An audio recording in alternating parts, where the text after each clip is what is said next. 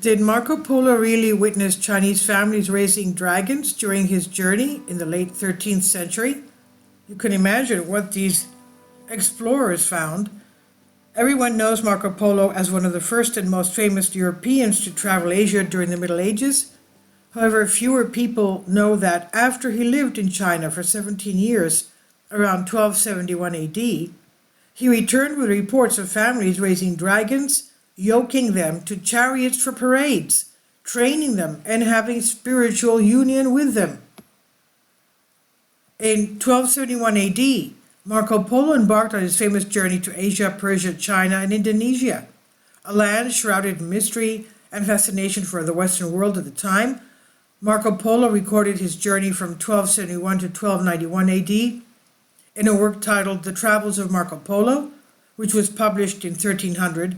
And while much of this book detailed the diverse customs and cultures of the East, including the different ethnic groups he encountered, as well as the variety of animals and plants associated with them, there is one particular claim that has sparked curiosity and raised eyebrows over the centuries. In chapter 49, Marco Polo describes a dragon found in a province named Karajan, which is relayed in a matter-of-fact manner without any embellishment, mythologizing it. He also goes on to explain the behavior of the creature and how the people of the area killed them. Marco Polo wrote, quote, leaving the city of Yachi and traveling 10 days in a westerly direction, you reach the province of Karazan, which is also the name of the chief city. Here are seen huge serpents, 10 paces in length, that's about 30 feet, and 10 spans, about 8 feet, girt of the body. At the fore part, near the head, they have 2 short legs, having 3 claws like those of a tiger, with eyes larger than a 4-penny loaf, and very glaring. The jaws are wide enough to swallow a man. The teeth are large and sharp, and their whole appearance is so formidable that neither man nor any kind of animal can approach them without terror. Others are met with of a smaller size being 8, 6, or 5 paces long, and the following method is used for taking them. In the daytime, by reason of great heat, they lurk in caverns, from whence at night they issue to seek their food. And whatever beast they meet with and can lay hold of, whether tiger, wolf, or any other, they devour.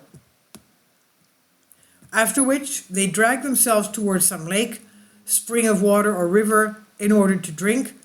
By their motion in this way along the shore and their vast weight, they make a deep impression as if a heavy beam has been drawn along the sands. Those whose employment is to hunt them observe the track by which they are most frequently accustomed to go, and fix into the ground several pieces of wood, armed with sharp iron spikes, which they cover with sand in such a manner as not to be perceptible. When therefore the animals make their way towards places they usually haunt, they are wounded by these instruments and speedily killed. The crows, as soon as they perceive them to be dead, set up to scream, and this serves as a signal to the hunters, who advance the spot and proceed to separate the skin from the flesh, taking care immediately to secure the gall, which is most highly esteemed in medicine. In case of the bite of a mad dog, a penny weight of it, dissolved in wine, is administered. It's also useful in accelerating parturition when the labor pains of women have come on, a small quantity of it being applied to carbuncles, pustules, or other eruptions of the body. They are presently dispersed, and it is efficacious in many other complaints. Marco Polo lived in China for 17 years and reported that the emperor raised dragons to pull his chariots in parades. As early as 1611 BC, the emperor had appointed the post of a, quote, royal dragon feeder, end quote. Books even tell of Chinese family raising dragons to use their blood for medicines and highly prizing their eggs. In the end, the question remains, did Marco Polo really encounter these mythical creatures during his time in China, or was it simply a product of his vivid imagination?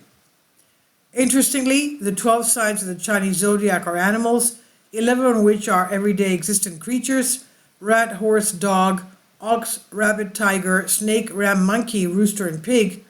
However, the 12th sign is a dragon. Why would the Chinese include the mythological dragon with these commonly known animals?